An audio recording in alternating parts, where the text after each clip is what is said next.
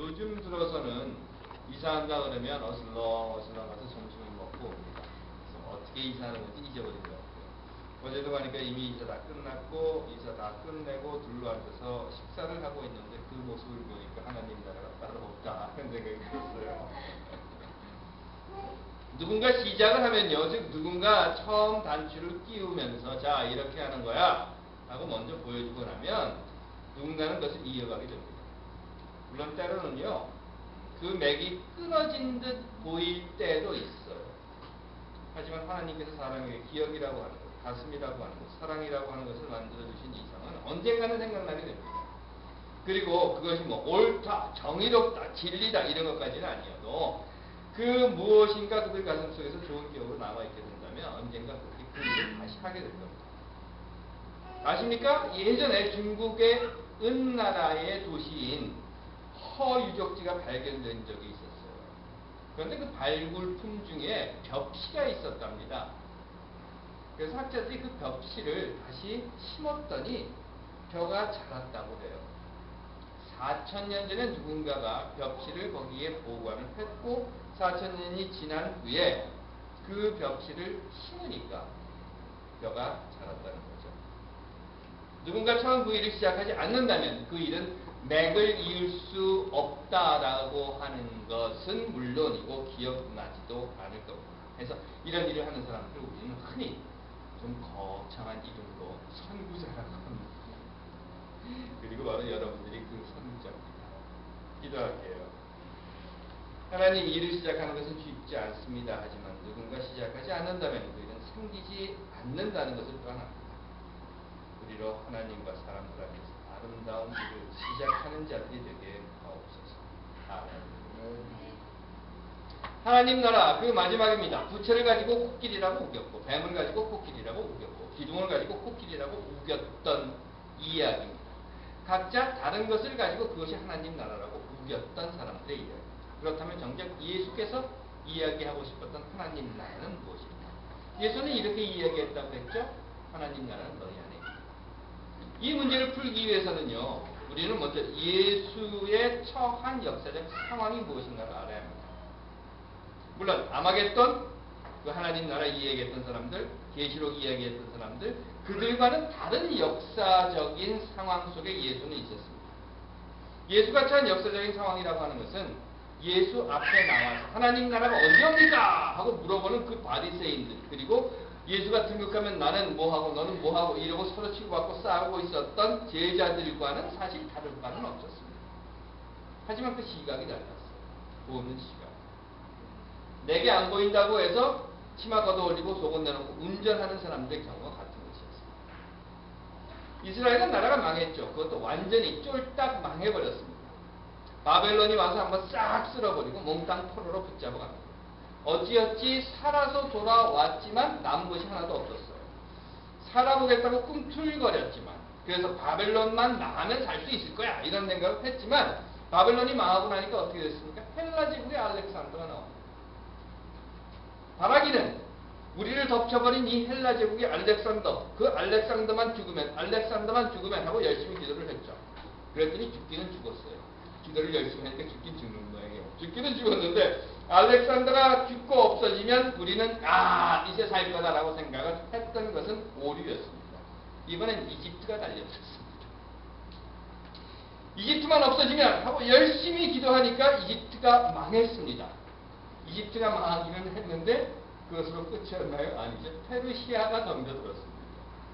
이건 허구한 날 기도 제목이 바뀌는 거예요. 처음에 아시리아 망하게 해주세요. 아시리아 망하고 나니까 바벨론 망하게 해주세요. 바벨론 망하고 나니까 헬라 망하게 해주세요. 이집트 망하게 해주세요. 이번에는 페르시아 망하게 해주세요. 하고 매일같이 남 망하게 해주십시오 하고 기도만 하고 있었습니다. 기도도 열심히 했고 투쟁도 열심히 했더니 드디어 페르시아도 망했어요. 그래서 이제는 정말 우리가 살게 되었다 라고 유대민족들은 생각을 했던 적이 있었습니다. 정말 그렇게 살 줄 알았어요. 그런데 페르시아가 망하고 나니까 어떻게 됐죠? 독하기 독한, 아주 완전히 울트라 슈퍼 독한 놈에게 걸렸습니다. 그게 누굽니까? 로마예요. 이전 투구 당파 싸움으로 이력이 난 조선 왕조만 없어지면 포탄에 빠진 백성들이 살 줄 알았습니다. 개화된다고 해서 양반, 상놈 이런 거 없어지면 살 줄 알았어요. 그런데 어떻게 됐죠? 일제가 덮쳤어요. 수탈의 대상은 누굽니까? 결국 백성들이에요. 투쟁 항거의 주체도 역시 백성들입니다. 일제만 망하면 된다라고 생각을 했어요. 그래서 아낌없이 피를 흘렸고 열심히 기도했습니다. 그래서 드디어 일제가 망했습니다. 어떻게 됐습니까? 와! 대한민국 만세! 아니요. 뭐였죠? 여하튼 간에 독립만세를 외치고 해방이 되었습니다. 그런데 어떻게 됐습니까? 이승만이 덮쳤습니다. 죽서서 개죽골 되었죠. 하지만 어쨌든 간에 이승만 독재 정권 그 안에서 백성들은 이렇게 생각했어요. 이승만 독재 정권만 없어지면 된다. 열심히 기도했습니다. 투쟁도 했습니다. 드디어 4.19 학생 이거 발발했고 꽃다운 학생 183명이 목숨을 잃었습니다.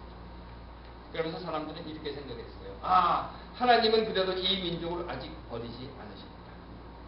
그랬더니 어떻게 됐죠? 박정희가 덤벼들었습니다.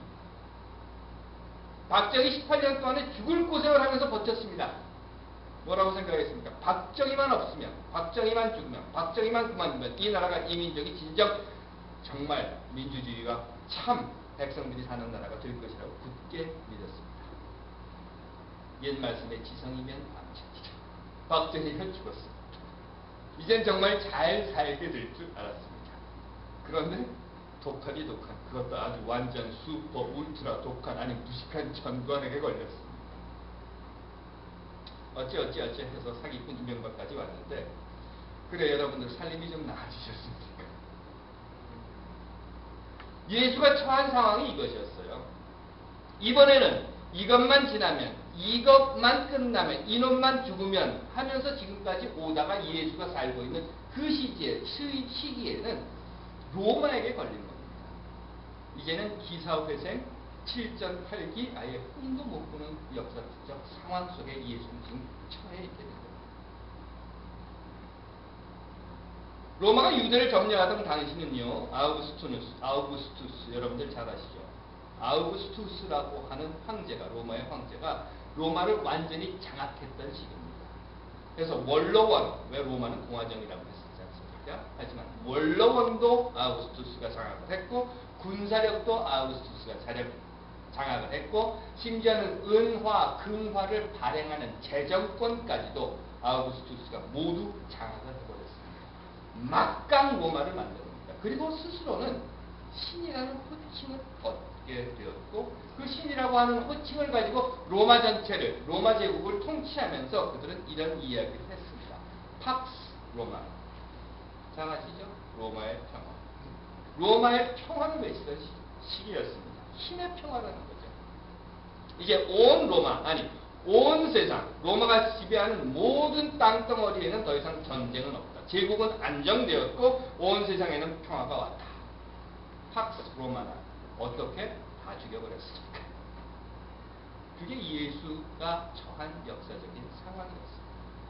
이제는 내가 온 세상의 주인이다. 로마의 황제 가이사르라고 했죠. 시저, 성서에서는 가이사 이렇게 부르는 내가 곧 신이다. 이런 때였습니다. 아마겟돈 그건 잊어버립시다. 지난주에 말씀드렸어요. 그건 일장 춘몽. 아니 그냥 개꿈이라고. 그래도 성서에 나와있는데 개꿈이라고 하면 좀 그렇고 눌리다 맞다 하도 맞다가 지난주에 말씀드린 것처럼 힘없고 돈 없고 백 없으면 물리고 뺏기고 실컷 빌겨 맞고 난 다음에 돌아서 막 도망가서 너 나중에 만나면 죽을 줄 알아? 뭐 이런 넋두리가 아마겟돈입니다. 잊어버리십시오.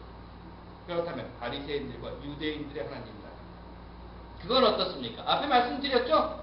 아우구스투스가 이미 로마는 팍스 로마나라고 하는 정책으로 다 통치했습니다.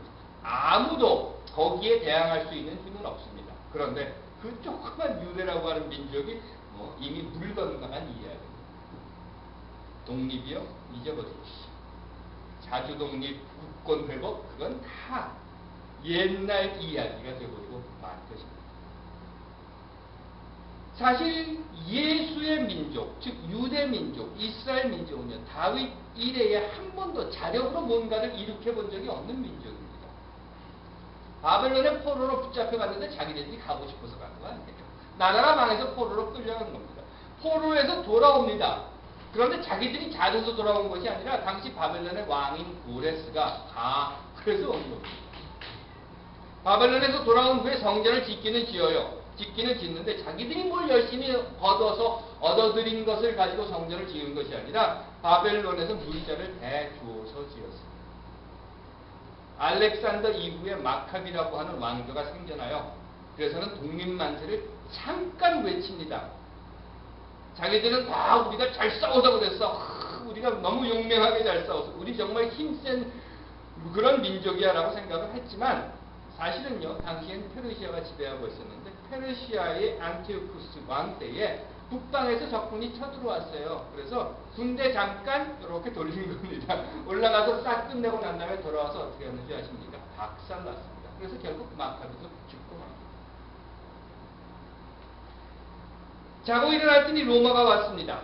이스라엘이 선택하는 것 아니었어요. 이스라엘이 원하는 것도 아니고 자기의 힘으로 뭔가 한 것이 없는 그런 민족입니다. 그 민족을 지금 예수는 바라보고 있어요. 그리고 그 민족 안에서 우리는 독립할 거예요. 우리는 싸울 거예요. 하고 있는 그 예수의 제자들과 바리새인들을 예수는 지금 보고 있는 거예요. 조선이 망하고 대한제국이라고 하는 것이 생깁니다. 백성들이 이룩하는 것 아니었어요. 오히려 백성들이 이룩하려고 했던 농민혁명은 난이라고 하는 이름으로 왜곡해서 무참히 그것도 일본을 끌어들여서 왜군을 끌어들여서 짓밟아 버립니다. 한일합병이 되었죠? 이 민족은 한일합병 되는 데 있어 아무것도 한 일이 없어요. 해방되었죠? 해방된 이래 이 민족이 한 것이 무엇이 있습니까? 일본이 하고 죽겠다 그러고서 손들어서 그냥 해방된 겁니다. 대한민국이라는 나라가 세워지기는 지었지만 역시 이 민족의 힘으로 된 것이 아니라 미국이 군정으로 자국의 이익을 위해서 자기들이 선택한 사람을 뽑아 놓은 겁니다. 6.25의 동족 산장, 6.25의 동족 간의 전투, 이것 역시 이 민족 간의 전투가 아니라 세계 열강의 세력 전쟁 속에서 이 민족은 그냥 희생된 것뿐이었습니다. 휴전은 어떻습니까? 남과 북이 만나 휴전했나요? 아니에요. 결국은 외국의 힘으로 휴전이 됩니다. 4.19 의거. 어찌어찌 큰 꿈을 이루고자 백성들의 힘으로 나라를 되찾지만 결국 오히려 붙였다. 저 말은 못하겠습니다. 유대민족이나 한민족은요, 제 민족으로 제 힘으로 무언가를 이룩한 것이 없는 나라요 민족이었습니다. 아니요, 있죠? 있기는 그래도 좀 있죠. 그런데 어떻게 했습니까? 이런 역사를 지금 예수는 보고 있는 겁니다. 이런 역사를 보고 있는 예수는 지금 당장 눈앞에 펼쳐지고 있는 상황이 아니라 처음부터 시작해서 민족이 만들어지고 그 민족이 어떻게 역사를 이어왔으며 앞으로 이 민족이 어떻게 해야 역사를 바로 만들어갈 것인가라고 하는 큰 역사의 줄기의 한가운데 서서 세상을 바라보고 있는 겁니다. 그의 이야기는 이겁니다. 힘의 논리 그건 안 돼. 하나님의 나라는 힘의 논리로는 만들 수 없다. 왜? 하나님 나라가 온다고 해도 그래서 우르릉 쾅쾅 다 때려 죽이고 부시고 자 이제부터 하나님 나라라 하고 예수가 왕이 된다고 하더라도 그 안에서 또 내가 양관이다 내가 차관이다 하고 치고받고 싸울 테니까 힘의 논리로는 하나님 나라는 더 이상 안 돼. 그럼 종교는 하나님 나라를 만들 수 있는가? 그래서 천당 갔다고 해봅시다. 그런데 천당 가면 뭐랍니까? 천당 가서도 아랫목, 윗목, 자리 투기할 텐데 한국 사람들 천당 가면 아마 그거 할 거예요. 아랫목 미리 해놓고 나중에 온 사람한테 그거 팔고 프리미엄 받고. 그래서 제가 생각을 했습니다. 천당 가면 교회를 세워야 할 텐데 교회 이름은 아랫목 교회. 이거를 등록을 딱 해놓으면 굉장히 큰 이득을 볼 것 같아요. 교회가 종교가 이 땅, 이 나라에 없어서 아직까지 하나님 나라가 안 되었습니까? 대한민국에 교회가 없어서 나라가 그 꼴이 되었습니까? 아니죠. 대한민국에 오히려 교회가 있어서 이명박 같은 사기꾼이 대통령이 됩니다. 예수는 그 역사를 지금 보고 있는 거예요. 유대인들에게 종교가 없어서 제사장이 없어서 율법이 없어서 나라가 이 꼴이고 그렇다면 어떻게 하나님 나라를 만들 것입니까? 역사를 봅시다. 일제 침략이 일제에 의해서 조선을 통치하는 것은 결코 아니었습니다. 결국 조선인들이 동족을 통치한 겁니다. 누가 독립군을 죽였죠? 박정희가 죽였습니다. 누가 조선의 여인들을 일제 군국주의의 전장으로 내몰았습니까? 김환란입니다. 누가 일본의 미친 전쟁에 비행기를 헌납했습니까? 조선 예수교 장로회 그 대표 중 한 사람이 백낙준입니다. 비행기 이름이 뭔지 아세요? 조선 장로호. 태평양 전쟁에 비행기를 헌납한 겁니다. 이승만 독재. 이승만이 몽둥이 들고 다니면서 백성들을 때렸습니까? 아니에요. 이승만이 김규열의 눈앞에다가 최루탄을 쏘았습니까? 아니에요. 박정희의 유신 독재. 박정희가 인혁당 관련자들의 목에 밧줄을 메고 그 사형틀에 손잡이를 당겼습니까? 아니에요. 전두환의 광주 시민, 전두환이 광주 시민들을 총으로 쏘아 죽였습니까? 아니죠. 그럼 누가 했어요? 박정희 유신 독재 때 저는 그때 데모를 했는데 이런 이야기들을 서로 했습니다. 데모 나갈 때 나 빨간 모자 쓰고 나갑니다. 정경 끌려간 아이들은 나 철모에다 노란 띠 누르고 있을게. 왜? 빨간 모자 쪽으로는 최루탄 쏘지 말고 노란 띠 누른 철모 쪽으로는 돌멩이 던지지 말자. 결국은요, 예수가 보고 있는 역사의 현장에서 예수는 하나님 나라가 오면 뭐예요? 하는 이야기를 하는 겁니다. 너희들이 깨어나지 않으면, 너희들이 하나님 나라를 알지 못하면, 너희들이 하나님 나라가 되지 않으면 소용없는 거야. 힘으로 하나님 나라를 만들어 줘봐. 결국 너희들끼리 자리다툼할 거야. 종교로 하나님 나라를 만들어서 천당이라고 하는 것으로 올라가 봐. 결국 그 천당이라고 하는 곳에서 윗목 아랫목 가지고 싸울 거야. 너희들이 깨어나지 않으면, 너희들이 하나님 나라를 알지 않으면, 너희들이 하나님 나라가 되지 않으면 그건 다 소용없다. 똑같은 역사의 반복일 뿐이다 라고 말하고 있는 거죠. 그래서 예수는 말합니다. 하나님 나라 언제 오느냐, 어디 있느냐, 그런 거 찾으러 다니지도 말고 기다린다고 하는 것도 다 소용없는 일이다. 기다리고 찾고 하지 마라. 이미 하나님 나라는 너희들 안에 있다. 다만 너희가 그 하나님 나라를 보지 못하고 그 하나님 나라가 너희가 되지 못한 것이 아닐까. 예수는 역사를 보고 있습니다. 그 긴 역사. 어느 한순간에 번쩍하고 끝나버리는 하나님 나라가 아니라 역사의 매 순간순간 사람들의 가슴 속에, 삶 속에, 그들의 의식 속에서 조금씩 깨어가며 조금씩 자라나고 있는 하나님의 나라. 하나님께서 살아가시는 여러분, 하나님 나라를 찾으십니까?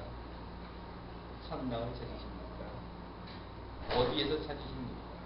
저 높은 곳에서, 아니면 힘있는 권력의 자리에서. 예수께서는 이렇게 이야기합니다. 하나님 나라 지금 너희에게, 지금 여기 있는 하나님 나라, 여러분들이 곧 하나님 나라. 기도하겠습니다. 하나님, 우리가 하나님 나라가 되게 하옵소서.